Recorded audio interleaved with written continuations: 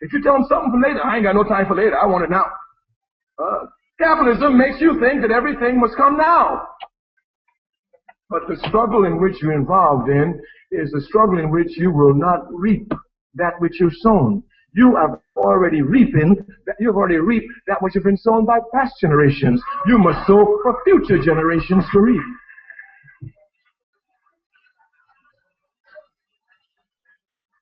I'm so tired of brothers and sisters coming and saying, when are we going to enjoy the good life? It ain't for you, it's for the next generation.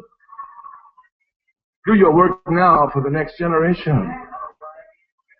When you work for your people, it's not what you receive, it's what you give. And the best thing about working for the people is that what you really give for the people, sometimes nobody else knows except you. This is real struggle for the people. This is real struggle for the people. Thus, we must wipe out from our minds that the struggle in which we're involved in is going to give us any victories. The struggle in which we're involved in is an eternal struggle. We are not working for ourselves. We are working for generations to come. Therefore, what I've done, you ain't even begin to see. Generations later will come to thank us for the work we've done now.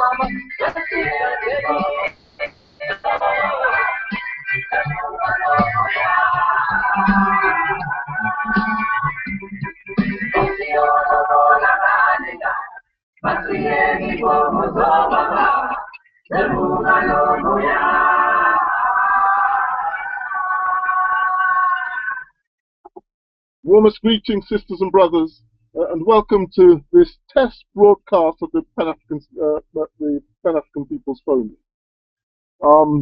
We're actually broadcasting from Portugal at the moment. We're not broadcasting from our usual base.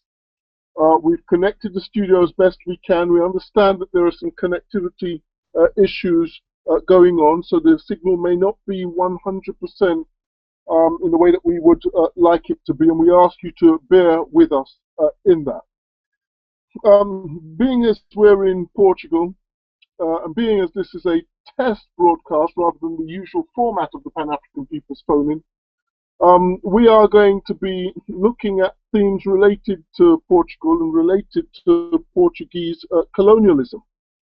And we're going to do that with the assistance of two documentaries, really.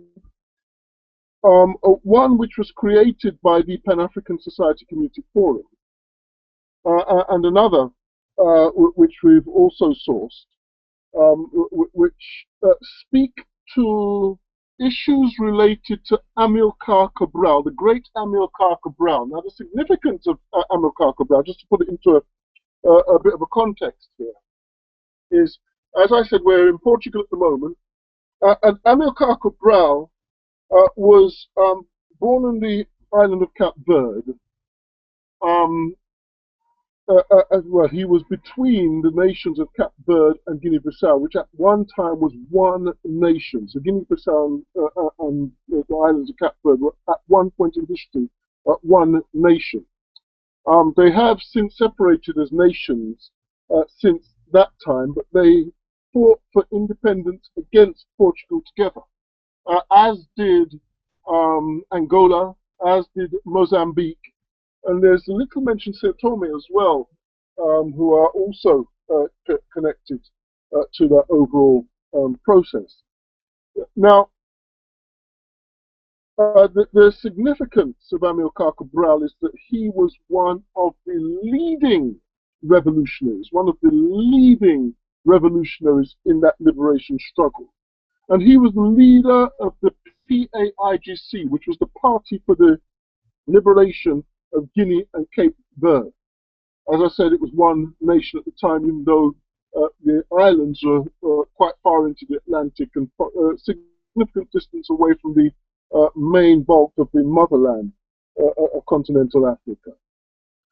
And his contribution was such an outstanding contribution, such a brilliant contribution, that he's remembered to this very day for his, for the great contribution that he made to the liberation not only of Guinea and Cape Verde, but to the people of Africa in general. And in fact, his contribution went even beyond Africa.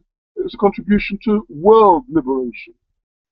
Anybody who's interested in liberation and revolution will study Amilcar Cabral, and today's program will be an opportunity for us to, if we haven't already begun those studies, to get some information to help us to begin those studies, and if we already have begun those studies, perhaps to get a little bit more information to help us to understand further the history connected with Amilcar Cabral and the PAIC, of which he was a founder and the leader.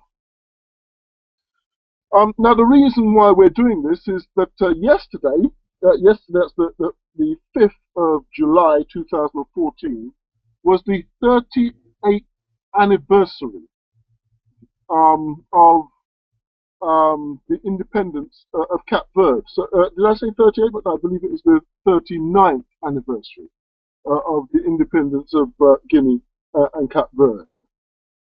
In fact, let me correct that.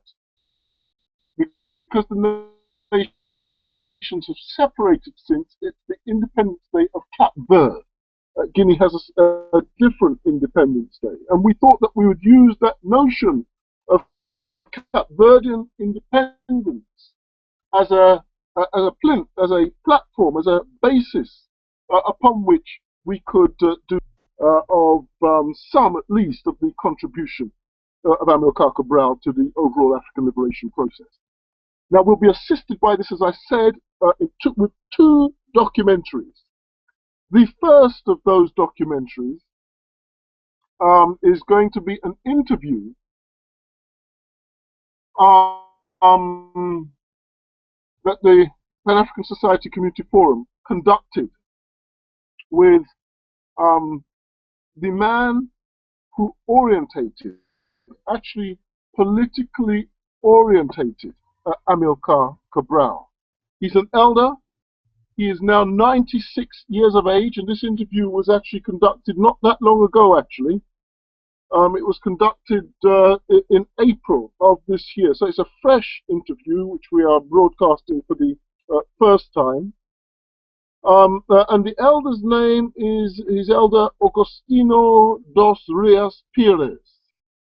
So he was the person who politically orientated Amilcar Cabral. He was 6 or 7 years older than Amilcar Cabral and brought Amilcar Cabral into politics. And so he is a true authority in the sense that he can speak to the early Amilcar Cabral, and he was right there throughout the entirety of the revolution of Guinea and Cape Verde.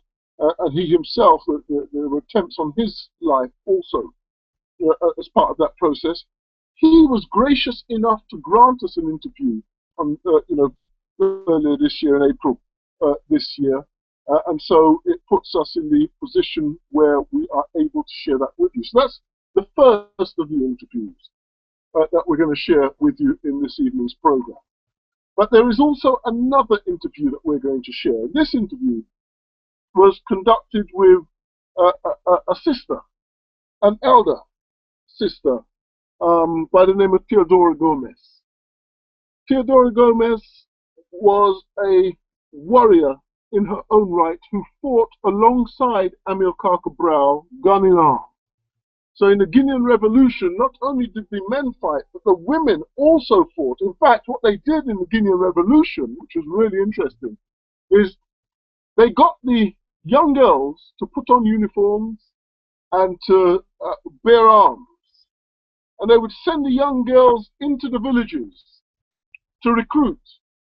And of course, what would happen is when the men saw the young girls, with their rifle in hand and ready to go to war, every man in the village would sign up immediately so that he wouldn't be shamed by the fact that the women were going to war and he was not. So this was one of the really successful methods that they had for recruiting and it was a successful revolution. So Teodora Gomez was one of those, at that time it would have been, young girls who bore arms, put her life on the line, went into the bush and fought with rifle in hand. And she actually fought directly alongside Amilcar Cabral during that process. And so the second interview that we're going to share with you in this evening's program is an interview with Teodora Gomez, where she will talk about some of the issues, you know, not just Amilcar Cabral, but some of the political issues surrounding Amilcar Cabral. And as I said before, we do this within the context, if you like, of the 39th anniversary of the independence of Cape Verde, which occurred yesterday. It actually happened yesterday, so that was the 39th anniversary, and we commemorate today. Incidentally, let me just say that it's also the anniversary of Venezuela. If I remember correctly, Venezuela became independent in 1811 on the 5th of July. So this gives us an opportunity to make mention of another of the greats, Hugo Chavez, who crossed to meet the ancestors. It's a couple of years ago now since he crossed to meet the ancestors. It was in March. It's not quite a couple of years, actually. It's a bit more than a year, but he crossed to meet the ancestors in March. A great man in our time. We certainly remember him here. The program today will focus on Amilcar Cabral, but we always have Hugo Chavez in our minds and in our hearts. And we always recognize, of course, that here was a man who, you look at him, and what you see is somebody who, on the face of it, looks like a European, but who was very, very clear about his African ancestry, who proudly boasted that he was an African and pointed directly to his African ancestry, which was on his mother's side. So here is a brother who did great things in South America, and whom we remember in passing, I suppose, in this program today. We will do other programs in the future where we will properly honor the great man Hugo Chavez. But today we will focus on Amilcar Cabral, that great, as we're in Portugal at the moment. And of course, Amilcar Cabral studied in Portugal. He came here to study agronomy. That was, let me see, back in the 1960s. And it was from here, in Portugal, in Lisbon, in Portugal, that he actually built the nucleus of what would become the revolutionary forces in Africa, which would eventually overthrow the Salazar government here in Portugal on the 25th of April, 1974. So the War of Liberation lasted for something in the order of 12 years. Our people had to bear arms and do all the suffering that goes with bearing arms for 12 years. And before that, there was terrible oppression as well, of course.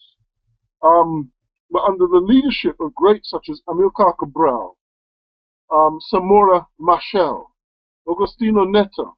In fact, we must remember that before Samora Machel, the great Samora Machel, there was also Eduardo Mondlane.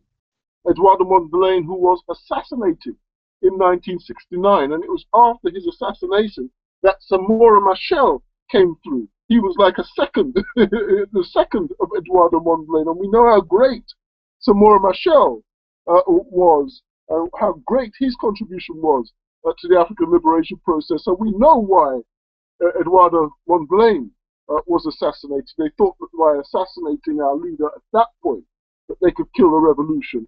But African people showed that we can produce great after great after great, and he was followed by the great Samora Machel. So, just to say, sisters and brothers, there will be no libation corner in this week's program. We apologize for that. We are treating today as a test broadcast. And what we will do now, without any further ado, is go into the interview which was conducted with our esteemed elder, Agustino dos Rios Perez, who was at 90, he's now 96 years of age. When he was a younger man, he politically the great Amilcar Cabral. Just as a note, the elder speaks Portuguese, as does Teodoro Gomez, who we're going to hear from later. They speak Portuguese.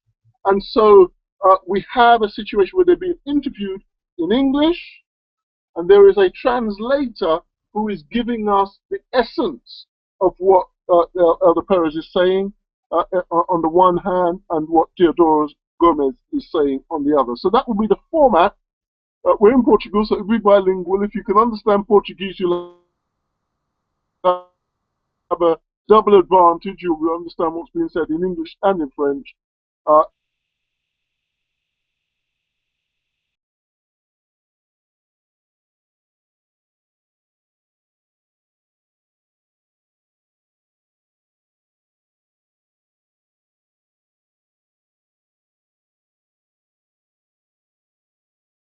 Rios Perez. Member of the Pan-African Society Community Forum.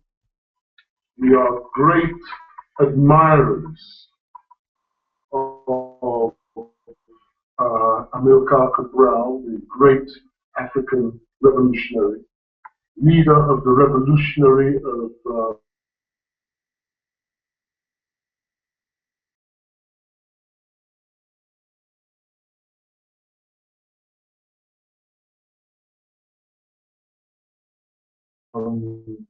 who was the orientator, the political orientator of the great. I wonder if you just ela se chama faz parte da Sul-Americana em Londres e que está o meu Cabral, uma das grandes pessoas, digamos assim, da Revolução Africana, porque é uma personalidade marcante da história da Revolução Africana, da libertação de Cabo Verde e da Guiné-Bissau, e que sente-se muito honrado de estar aqui na presença de alguém também de forma ao meu Cabral.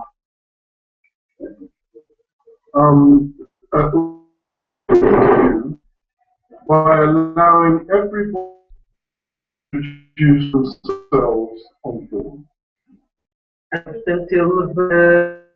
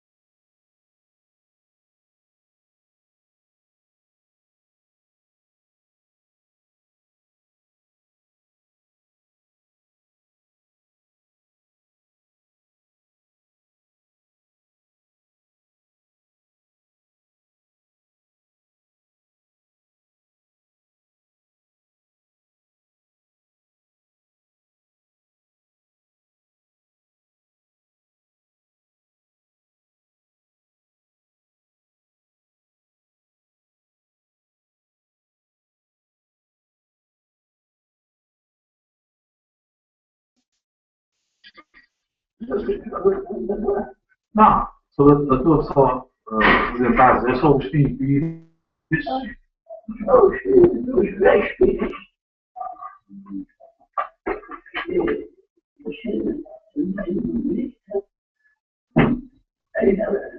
ali que é no interior da dimensão.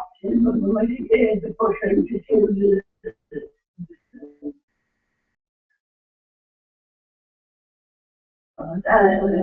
eu nasci em 1917. Sou mais velho que 17 anos. E trabalhamos juntos. Quando nasceu no mundo natural. O meu pai era encarregado da casa para enxar em Mafatá. Eu era para ter, a minha mãe ter criança lá em Mafatá. Mas como naquele tempo não se podia ter crianças em Mafatá, e os outros mandavam casa da minha avó em Bambalinha, lá que eu fui nascer.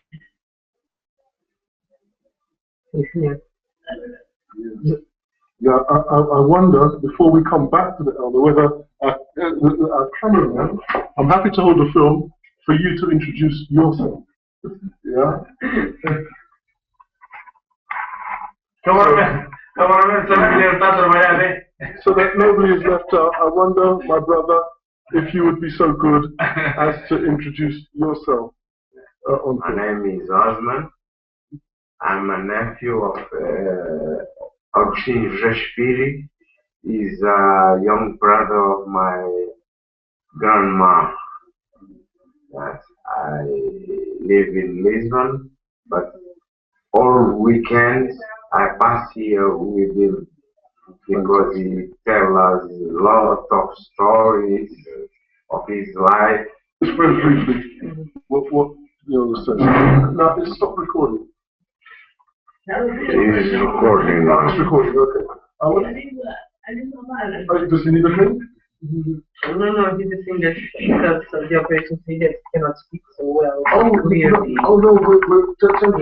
we're very grateful for what he's doing. Ele disse que agradece muito que esteja aqui a conversar connosco, não se preocupe com isso. Yeah, so I'm very grateful for what he's doing.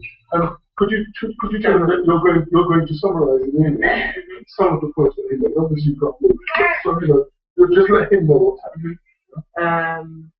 Well, so I should translate. No, but let him know that's what you're doing. So that he doesn't feel it. Eu agora vou-lhe dizer aquilo que esteve a dizer, tá bom? Vou resumir e vou-lhe dizer aquilo que esteve a dizer, tá bom? So he was talking about the place that he was born. He was born in Guinea-Bissau, in Bambadinka,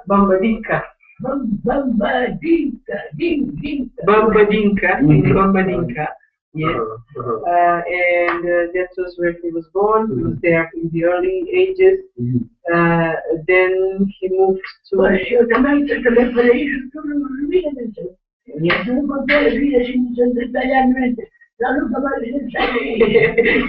said it very short because if he tells his whole life in details, he would never get out of here. So, yes, so he was born in Bambadica, and then they moved to Bissau, não? Onde é que eles mudaram? Para onde é que eles mudaram depois? Catió. Then they moved to Catió, and that was where he spent his childhood over there. He was 8 years when he moved there, and his father was friend of the father of Amilcar Cabral. Right.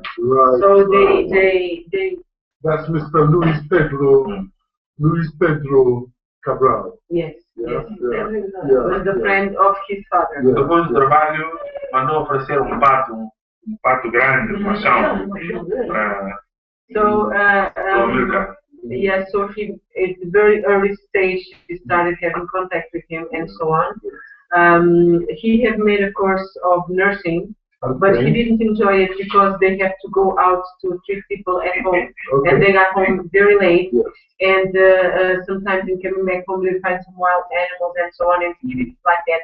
So he ended up quitting and worked in the agriculture.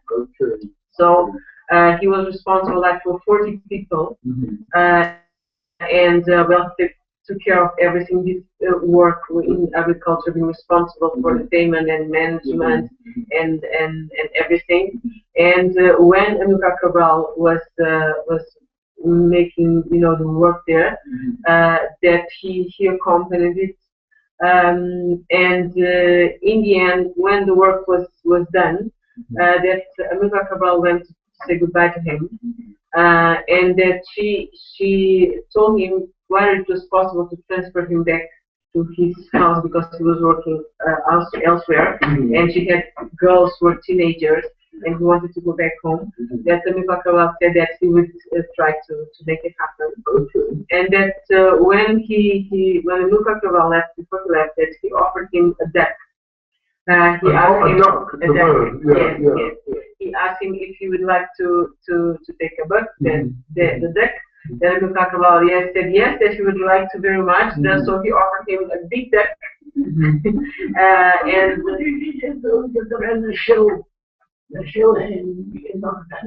nasceu em Gema. O meu pai não faltava o sábado e domingo, estava sempre a trabalhar. Gema é posto administrativo de Bafatá, pela administração do Conselho. Administração do Conselho, o posto administrativo de Gema. Bom, isso também é perto, né? Pode ir a pé e vir a pé. Até que uma bicicleta não dá uma bicicleta. Não, sempre a pé. Vai e vem. Ele era um homem muito querido. O pai é muito pai. He was saying that people say that Amilcar Cabral was born in Bafatá, but he was not born in Bafatá. He was born in Gema. Okay. Gema é como o Babarica é posto de equipe para matar. Babarica. Também é posto. So it's like in the same region, but administratively. He was born in Jeba. The place where he really was born was named Jeba, and not Bafatá. Bafatá is the larger, and Jeba is yes, but in reality he was born in Jeba. But yes, the father of Amilcar Cabral was always in Bafatá. That people think that he was born in Bafatá, but actually he didn't. And that well, there is a tradition when children are born, 7 days after they make a ceremony. Well, it's a traditional ceremony, like for protection for the children who were born. And that when that happened, when Amilcar Cabral was born, in this ceremony, 7 days after, he was 7 years old, and they took him to the ceremony, but he fell asleep. He fell asleep, so he didn't watch the ceremony or anything else because he was sleeping, but he was there. So he was present at effectively the baptism. Yes. Of Amilcar. Yes. Kind of baptism. Yes. And so he accompanied somehow his life and everything, and the work that he done specifically in Guinea-Bissau. Amilcar Cabral was an agronomic engineer, and he was also on agriculture. So, and his fathers were from, they worked very, very closely. Yes. Now, I'd like you, please, just to ask our elder.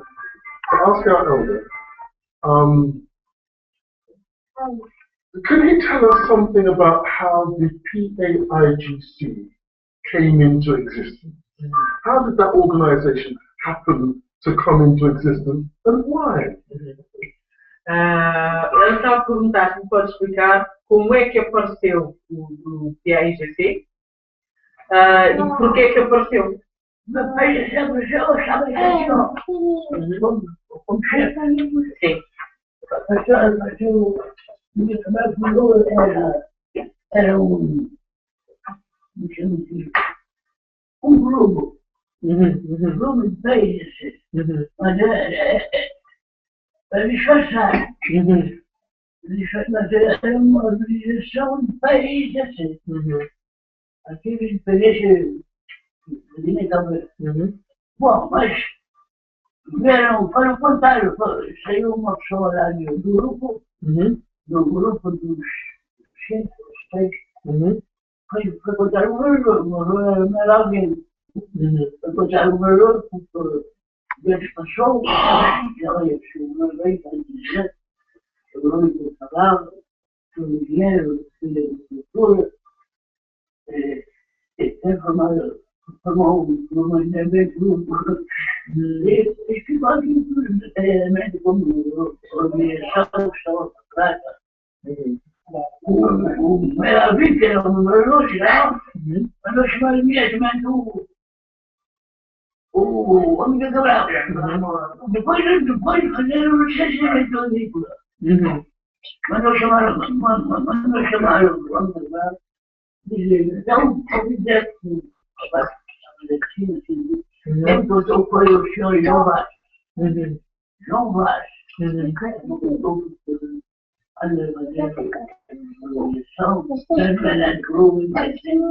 É uma organização que não, a gente o Bruno disse, olha, sério, vamos se levantar. Vamos se levantar, porque se for verdade, bem provar que é verdade, vai passar muitos sabores. Vai passar muitos sabores na vida, que nunca passou sabores. E não é verdade. E o Bruno tem que vir aqui para Lisboa. Professor, lá em Gilmar, mandou tudo a lição. Imediatamente veio a ordem do Salazar para andar imediatamente no mundo para Lisboa. Lisboa então fez o contrato com a bola de carne de açúcar.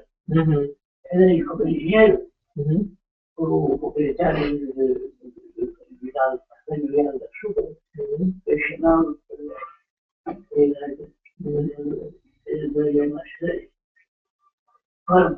lá, então, fez o forno que foi na vida.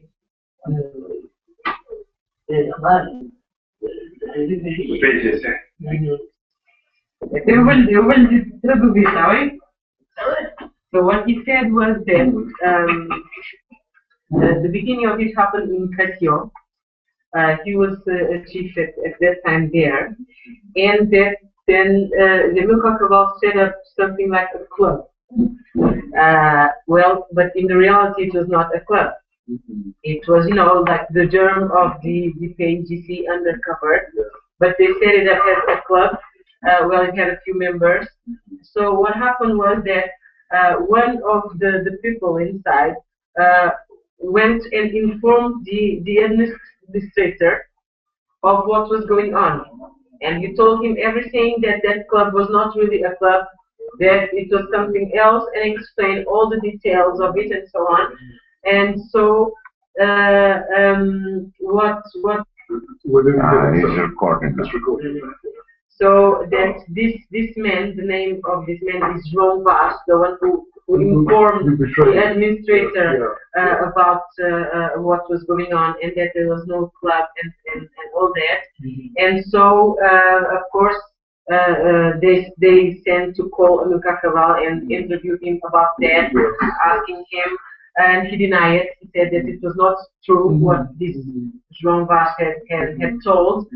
And of course, this administrator had to make the report of everything to Lisbon and so on, and told him that if it better be truth what he was saying, because if he was not speaking the truth, that they would make sure that his life would not be so pleasant, that he would have a lot of things going on through. But he always denied it. He denied it, saying that this was just a club and not really what this informer had said about it. So when it was reported to Lisbon, what Salazar did was he sent him to a sugarcane plantation in Angola. Oh. In order to... Right. Yeah, and then from Angola he found himself always to go to Conakry. Yeah. And that's how the story then goes on. Okay. So can you ask the elder, please, what were the conditions that the people were suffering that caused the PAIGC to come into existence and that caused the people to rise up against Portuguese colonialism? Então ele está a perguntar como é que é a vida das pessoas nessa altura portanto, qual é que eram as condições que as pessoas viviam que fez com que houvesse esta necessidade de aparecer o PAIGC e de iniciar, digamos assim, devido à revolução de falta de PAPP. Falta de PAPP. Só lá para os marinheiros, veio aumento de investimento para os marinheiros, pediram investimento para a Gouveia. Mas Carlos Gouveia não tem dado aumentos. E dado como aquela revolução. Eu estava lá do massacre de Pinhiti, quando o Amilcar Cabral entrou no povo de Portugal para a Guiné portuguesa, então, Guiné portuguesa. Aí ele leu o jornal chamava-se Arrau. Percebeu-se que houve um massacre, ou seja, bom, naquela altura os jornais eram todos prós. Aí é que ele percebeu que houve um massacre na Guiné portuguesa. Massacre se chama massacre de Pinhiti. Massacre do Pinhiti. 1969, não. 1959. 59. Então, o Amilcar Cabral revoltou-se. Ao ler aquele jornal, ele revoltou-se. Que ele já tinha iniciado aqui em Portugal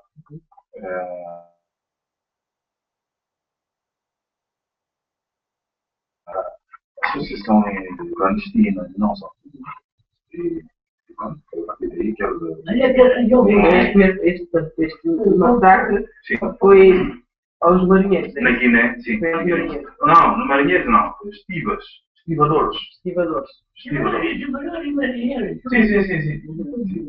So, Por causa de terem reclamado do salário. So what happened was that, Amilcar Cabral already was politically active, of course, in Portugal and so on, and he has his connections on. And as he was traveling from Portugal to Guinea-Bissau, he read in the newspaper, and that time the name of the newspaper was Arauto. He read in the newspaper that there have been a massacre for people who work in the Navy because they asked an raise of salary. And they asked an raise of salary to Casa Gouveia at that time, who was the responsible. They made a protest, and so there was a massacre. And when Amilcar Cabral read that in the newspaper, this massacre was the massacre of Pinjinti. And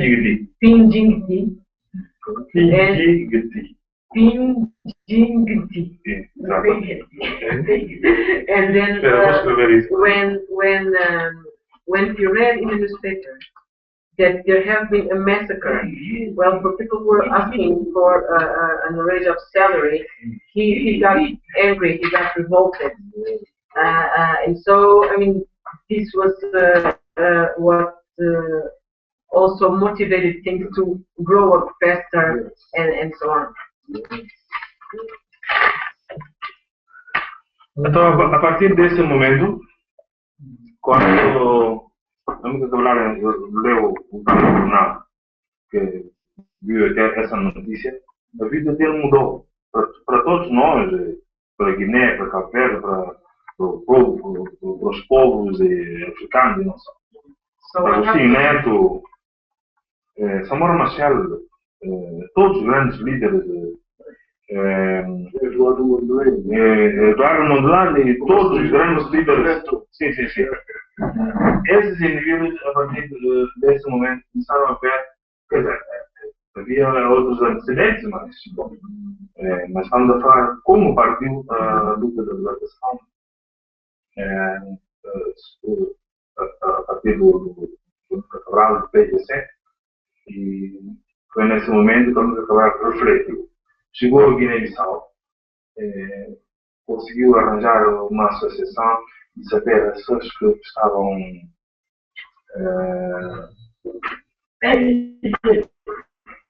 Sim. Como o caso do Rafael Barbosa, que já estava no terreno, havia outros indivíduos que era um partido já formado, partido da clandestinidade, que eram os Felingi, e outros partidos que foram destruídos também pela polícia política portuguesa. Exato. So what he was saying was that in reality this massacre of Pinjigiti, this massacre was somehow what distorted this whole thing. Of course, there was already some political activities going on. There have been a few movements and little parties who were working in the ground, but they always kept being destroyed by the Portuguese forces. But has this happened? Well, that Amilcar Cabral stopped, reflected really about it, and that was really the beginning of the big change. That was, the one who lighted the fire for everything else to happen somehow. And so that when the real political activity towards independence happened, it seemed to have been somehow distorted by this massacre. And this was the one who also brought others together in order to do something to change the whole situation. E tanto assim, Amilcar Cabral, quando ele chegou no terreno, contactou várias associações sociopolíticas, encontrou Rafael Barbosa, que já estava erradicado. Rafael Barbosa é um dos indivíduos também cofundador do PAGC, já falecido. E a partir daí, Amilcar Cabral tomou a iniciativa, conjuntamente com vários amigos, entidades, associações sociopolíticas, e formaram o PAGC. O PAGC depois não podia, quer dizer, o Amilcar Cabral é um indivíduo que nunca foi preso. Ninguém sabe, muita gente sabe disso, ele nunca foi preso. O Amilcar Cabral, quando foi contratado pela PIDE, DGS, Polícia Política, ele fugiu para Guiné-Conakry. So what he's saying, Cobrindo com vários.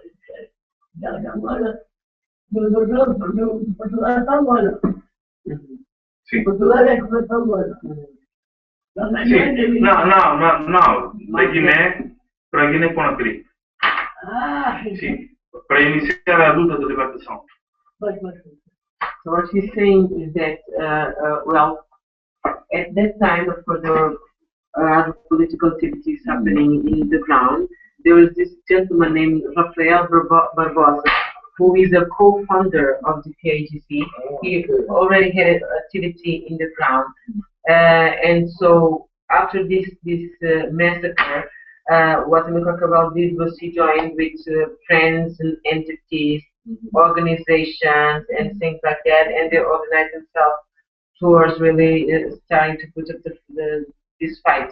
And he also referred that Amilcar Cabral never got arrested. During all the process and so on, he really managed to never get arrested. Ele quando chegou, Amilcar Cabral quando chegou a Guiné-Conakry, um país já independente, Guiné-Conakry, país vizinho, ele fez lá o seu batalhão, começou a requisitar gente. Rafael Barbosa mandava dissidentes e gente que queria Guiné-Bissau independente, Guiné-Cabo Verde, nesse caso. E as tropas eram formadas na Guiné-Conakry? Sim. Jovens, gente graúda, gente do exército português, que também fugiam para fazer a luta. Africanos que estavam no governo português, é isso? Sim. Ok. E não só portugueses também. Mesmo portugueses que também queriam a independência da Guiné. Exatamente. Okay, so what he was saying is that, well, when Amilcar Cabral went to Guinea-Conakry. That was where he established the military forces. That was where the military forces were trained. So what happened was that this Rafael Barbosa stayed in Guinea-Bissau, and he sent people. Que era preso constantemente pela PAPP. And this Rafael Barbosa always got himself in jail. And Amilcar Cabral managed never to get arrested. So Amilcar Cabral went to Guinea-Conakry, and from Guinea-Bissau they were sending people there to get trained. Young people, people of more age, also people who were in the political Portuguese army, but who agreed with the freedom of Guinea-Bissau and Cape Verde. They were sent to Guinea-Conakry. Does this include Europeans as well? Yes, Europeans as well. Went Okay. to Guinea-Conakry to be trained in order to prepare for the process of freedom. Right, okay, this is fantastic. This is fantastic. Now, I would like the elder to please explain. So we've got a sense now of how the people start to rise up against colonialism. What was the actual trigger for the armed struggle? For the armed liberation struggle? For the luta? Agora, falta também, penso eu, para não alongarmos muito, para o meu pai também falar da sua parte, da sua contribuição contra a presença do colonialismo português. E ele foi detido variedíssimas vezes pela PAPP, pela polícia política portuguesa. Ele vai falar. So what he was saying was also that his father, because of the contribution that he gave to the struggle, he himself has been several times arrested by the political police. Aquilo que eu estava a perguntar é, portanto, já percebemos como é que mais ou menos as pessoas se juntaram para começar a luta, não é? Mas o que é que motivou ou como é que foi o início da luta armada mesmo? Quando começaram a armar o exército? Não foi nada intenso. Está cheio de câmera. Os nacionalistas não tinham nada. E ele disse, então eu não vou lutar contra o regime do Salazar.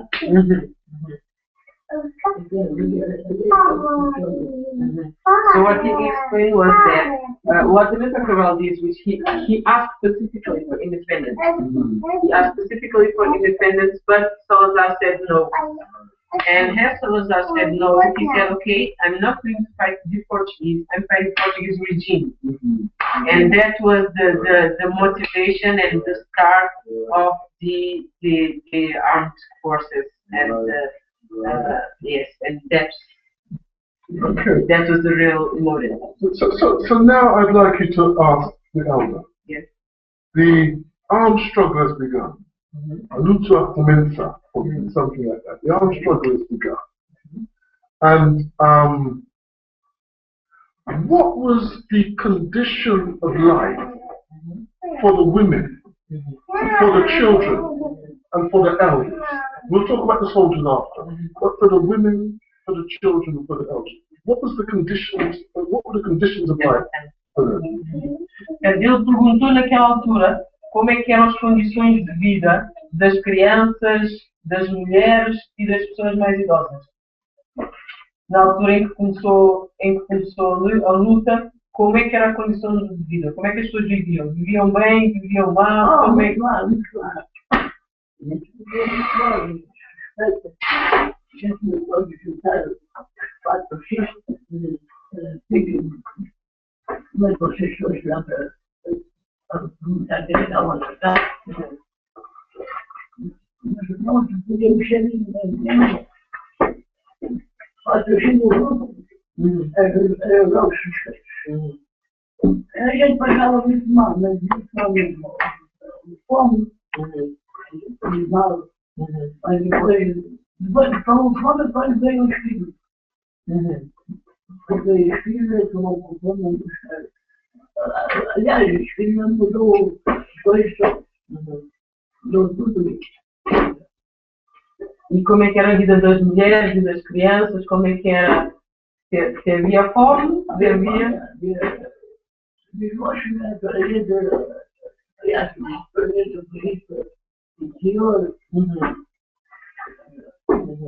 So he was saying was that at the time that the conditions were really bad, there was hunger.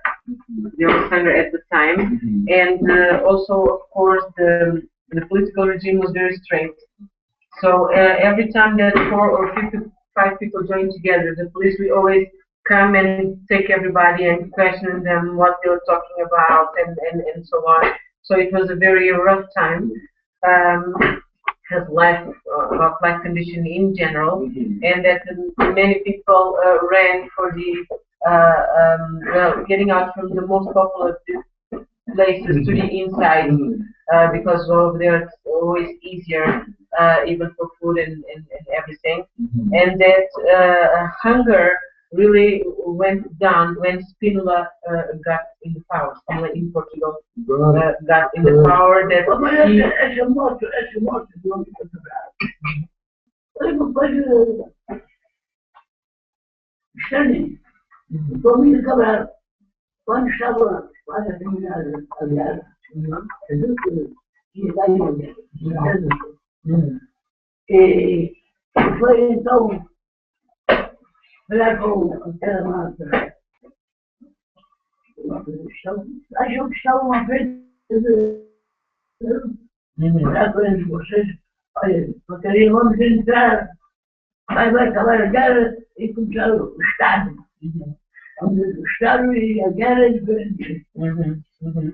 Então, não gostaram do Congresso. Aquele que não tem escola, tem que ir à escola. Tem que ir à escola para aprender ler, escrever, corretamente, poder ter um plano de Estado. Mas, ao contrário, eles aparecem. Que então vieram veio a morte da minha vida. What he's saying is that não gostaram da conversa. When, well, Amilcar Cabral was sure that he would win the war. Eu dizia lá, pai, com filhos, minha boa escola. Não. Então, veio a guerra, veio a morte. So he said that he's talking about something really important here. When the war was just about to end, and Amilcar Cabral was sure that they were going to win, that he called everybody and talked to them about it, that the war was about to finish. And we were going to pass to another situation, that it is the state, the nation. And so that was going to bring changes in general. That education was primary and priority for everybody. Because, well, even though they were warriors, that to be able to have a place in the state, in the nation, they had to study, or else there will be no place for them. And what he was explaining was that people didn't like it. Some people did not like it, and they were saying, like, me, a father of children, I'm going to school now. That they wouldn't accept that they had to go to school. And that it was from there that somehow the death of Amilcar Cabral was caused. That it was after him. Because, well, this changing would naturally provoke that some people would stay, stay back. And only the ones who got studies would have the chance to stand up, in a new system that is the state.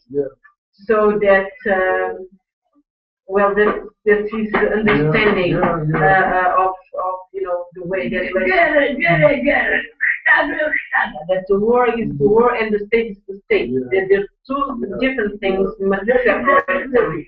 So now, so what then is happening is people are looking at their own selfish interests. They don't want to go through the political orientation process, the learning process, the studying process, and they feel that because they fought in the war, they've done their share, and they should be rewarded because they fought in the war. And out of that contradiction comes the plan to assassinate one of Africa's greatest sons, Amilcar Cabral. O que ele está a dizer é que, então, quer dizer, passamos então por uma situação em que as pessoas que tinham estado em guerra, não estavam contentes com essa situação de ter que estudar para poder ter um lugar de destaque, Então estavam ter um lugar de destaque. Exato, estavam mais preocupadas consigo próprias. Não tem escola. Exatamente. O que é que vai fazer lá como chefe? Sabe? Ele sabe que não sabe. Pois. Então. E então. Montaram auxiliar, montaram. O menino da escola assim. Não, vamos conversar. Vamos conversar. Aí deixaram para ter todo o chegaram e a cara toda. Antes disso, eu pensei que é para terminar. Nós também tivemos, eu também vi em miúdo, meu pai era preso, pela filha. Mas dia sim, dia não, ele tinha que ser sacrificado. Levavam-lhe assim, tipo, para a quinta do ponte, daqui para a quinta do ponte, largavam lá e ele tinha que vir. E depois, isso ainda não é nada. Nós ainda tivemos o nosso irmão, o filho dele, que é o Alcides Pires, foi morto pela PAPP aqui em Portugal. Era isso que eu queria que ele também comentasse. Well, what he was talking about was you think he's getting a lot of things off because, well, so what he's saying was that, about that episode of people not wanting to go back to school to accept this new system where they would not be able to be somehow empowered because they didn't have studies enough and were not willing to go to the process. 1973. Sim. Quando foi o Cabral também foi morto em 1973. E o meu irmão revoltou-se a entrar nas fileiras do PGC. Estava aqui em Portugal.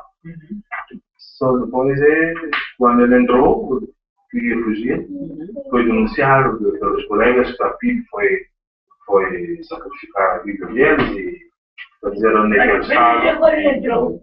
Não vi nada disso, não se pode fazer. Pois. Nós não somos nada. Pois. So he said that this episode, or this anomaly was what really provocated Amilcar Cabral's death. So from his understanding, this was really what happened. That they ended up shooting him in the head and that messing up his face and everything. That this was like the origin of it. Now, what he's referring. Não valeu nada porque tudo que estava feito, deixaram de estragar tudo, deixaram de perder tudo. E depois contra nós, vieram encontrar a menina, contra a gente, contra as pessoas. He was saying that they did not really take advantage of everything that existed before at that time. I mean, things could be used differently, but that they wasted a lot of things. That the struggle for him was not really worth it because then they were not able, to take everything that they brought from the struggle to build on it. Eu nem queria saber como a filha tratava a gente, nem queria saber. Se mataram um filho, nem queria saber de nada. Só egoístas. Só deles. That's the thing that they are very, very selfish. They didn't care about what happened during that time, about the activities of the political police and the way that people suffered about it and so on, that they only care about themselves. So for him, somehow it was not worth it, because then the people who came after did not really, follow and did not really valorize everything that happened before in order to build something on it. Now, resumindo, Amilcar Cabral quando morreu, os sonhos todos foram por água abaixo. The dream just collapsed. Que ele tinha a essência.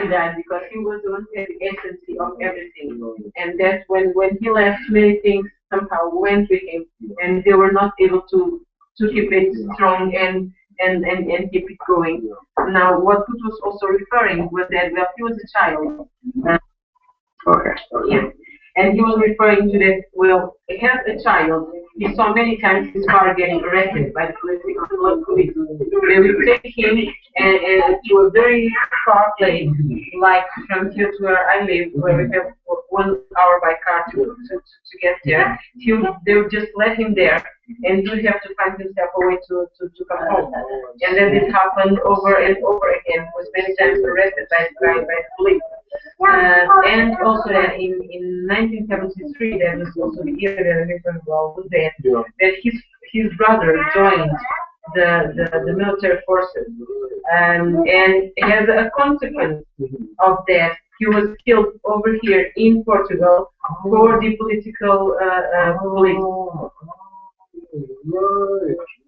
And so then he was saying that these new people coming, they didn't care about anything. They didn't care about the people who died. They didn't care about the way that the political police destroyed, so many things and lives and so on. And they just carry on, without really honoring the things that happened before, without giving the due importance to the people that fall down on this process.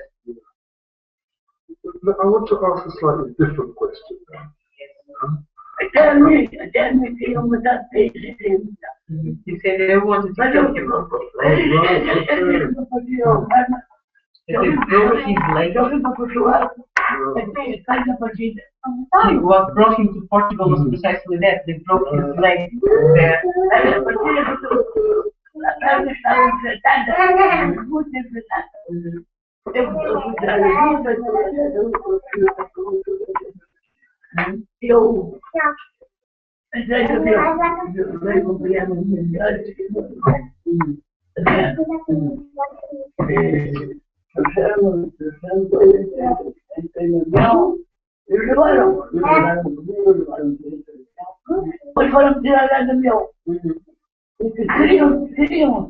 A polícia que desceu do avião. Mas eu acho que ele uma senhora disse: olha, eu cheguei, não tenho nome de embora. Eu moro no Cabral. Nós temos que. Se eu não estar lá para ir a Portugal, eu não estou lá, quero ir também. Quando eu não estou lá, e evidentemente, até no chão, trabalho. Como se mas vamos botar na minha eu não sei só minha casa, eu não sei como minha casa. Não, e quando fechou, mas que é que faz aqui?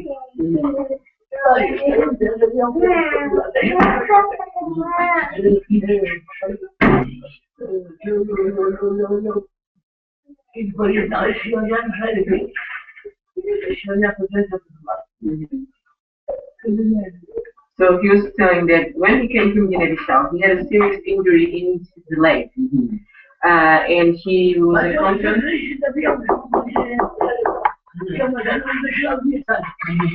that he came with his wife. Okay, it's recording now. He came with his wife. He came with his wife he came with his wife and with somebody else with him in the plane. So he was legal, obviously, and he had all the documents needed and so on. But when he got here, what happened was that the police wanted to take him off the plane. So when he got here, that a lady went to him and told him that he had to go with them. And he asked to go where? And she said that he was not legal, so that he would have to go with them. And he said, no, how can I not be legal if I have all the papers? I mean, this was still in the old days. So he was Portuguese because they were all Portuguese colonies. And then there was some confusion started, and then the lady who works in the plane went to find out what's going on. And then he explained that this other lady was saying that he was not legal and so on. And so this lady who worked in the plane asked for papers that she read and read and read all the papers. And he said, no, you are not getting out of here. You are legal, so you are not getting out like nobody else. And what he was saying is that if he had went out with that lady, he'd probably be killed. Yes. Because of what was going on at the time. Yes, exactly. And then as they tried to take him out, said no, he would not go with him. He had an injury leg, and he did not want to actually amputate it. He wanted to die with his leg, so he wouldn't go with nobody. And well, that's how he made through it somehow. And Oh boy. Now, can you please ask when they were in the armed struggle, when they were in the War of Liberation, what did they know of what was happening in Angola and what was happening in Mozambique? And what was the relationship between Guiné-Bissau and Cabral? Okay. Então eu estava a perguntar, durante aquele tempo, não é? O que é que vocês sabiam que se passava em Angola e em Moçambique? Como é que sabiam, como é que tinham notícias? E como é que era a relação de Guiné e de Cabo Verde?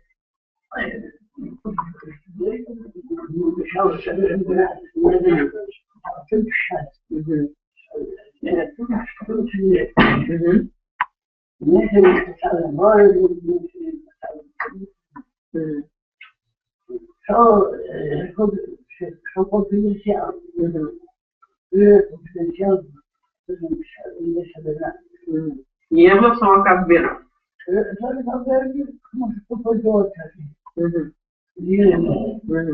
So he said that information was really hard because everything was a secret.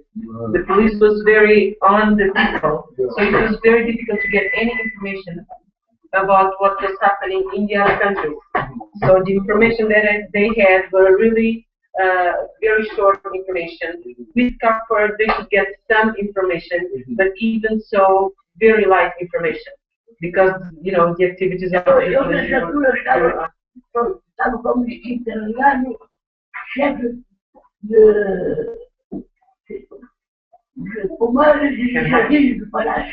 And at that time, he was the chief and responsible for the garden and the whole garden fruits of the palace, for the general government of the palace.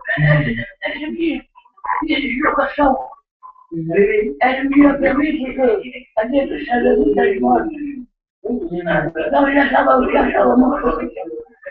Como estava lá? Eu não tinha muito comigo.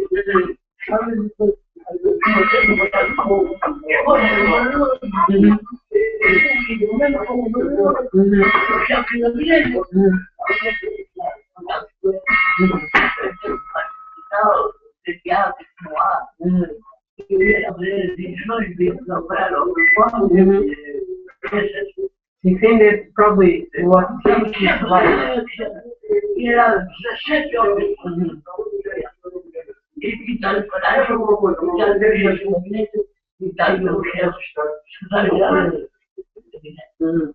was saying that probably what saved his life was the fact that he was working in that garden of the palace. Because, well, before, outside of the city, would be like more open field, so more subjected to danger. That's probably what saved him was the fact that he was working there. Because he was having contact with the high people well positioned. He was the chief responsible for 17 people who took care of the gardens and all the things considering there. So he was in contact, in very strict contact with people who were in a very high position, and that probably that was what saved his life. Because if he was outside, he would be much more vulnerable if he went abroad. I'm going to ask another different question now. One of the things that I read, I think it may even have been a speech of Amilcar Cabral, was that the Cubans were of great assistance. That from Cuba they set up a radio station and they broadcasted over to Guinea-Bissau to tell the people of Guinea-Bissau what was happening in the war. Does our elder remember this? And can you tell us something about it if he does? E o que ele está a dizer é que, portanto, daquilo que ele leu, os cubanos também tiveram um papel importante na guerra. Parece que eles fizeram um programa de rádio onde eles contavam, portanto, na Guiné, o que se passava nos outros países. Lembra dessas coisas, se isso foi visto aqui.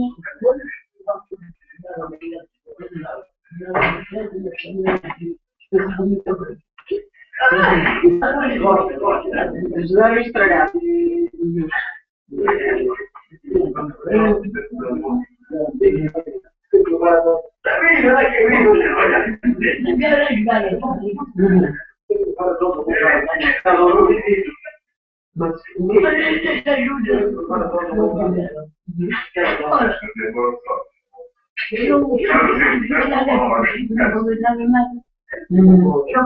Só queriam taxar até diziam assim, nós tivemos o mato, chamam-se de mato, Maria tivemos mato,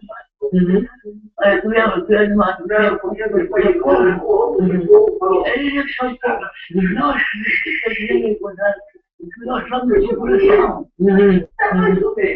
Então, qual é a diferença The Cubans really, they helped a lot. That during the war, yes, they did help a lot. But then, in the end, well, as you referred before, that help did not serve for much because lots of things were ruined. And then at the time, the people who were coming from the field, and most of the warriors were...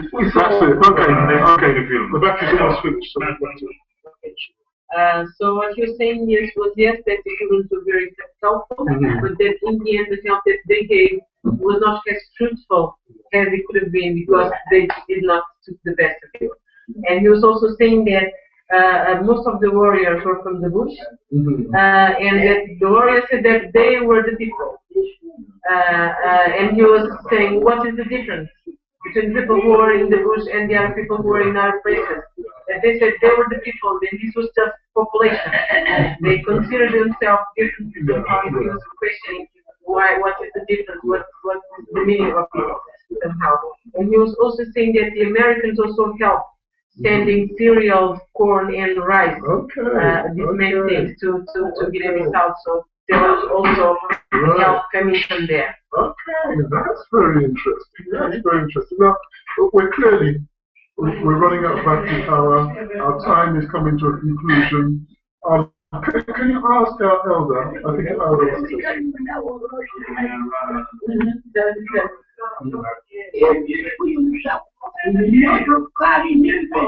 That they wrote in the banks not to exchange and not to sell.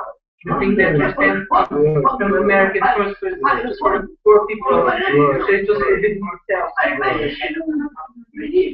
But she's saying that the people from Chile don't sell it. We're not giving it to the people who are just selling the things that were coming from America. They were profiting from the people's misery. Yes. Oh my goodness. Yes, some of the people were doing that.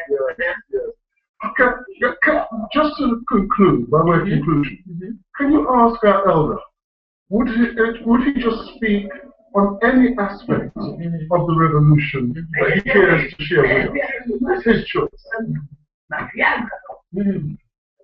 Papéis, povos, não me nada. E depois já chegaram querem que ser a custo de toda a gente. He said that those people came from the bush, some of them that they came without nothing, and they came wanting that to win on what other people have, to take advantage of what other people have.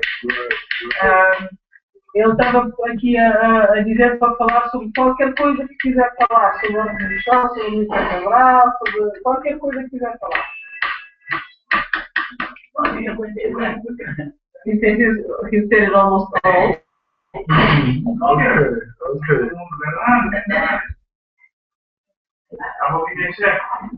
Não quero dizer mais nada sobre a guerra, sobre o Amilcar Cabral, sobre a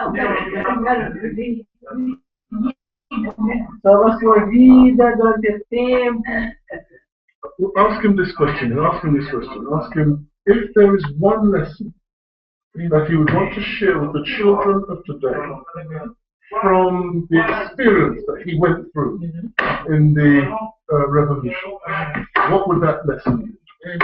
Essa pergunta está a perguntar que conselho é que tem para dar aos jovens e às crianças de hoje, tendo em conta a sua experiência de vida, aquilo que viveu. Se tiver um conselho para dar, que conselho é que dá aos jovens e às crianças de hoje?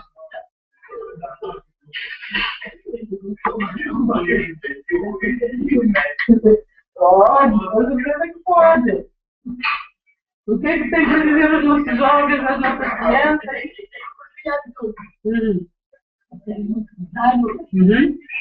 Nós estamos cheios nós.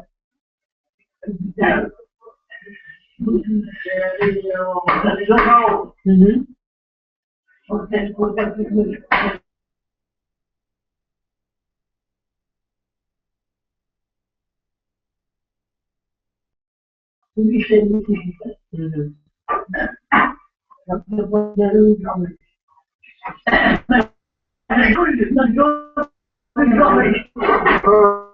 Quais? Na maioria não. You think that what we have to do is that we should be very careful. We should watch the way we talk to people, when we react, when we interact with people in general, and that we should be very careful on that.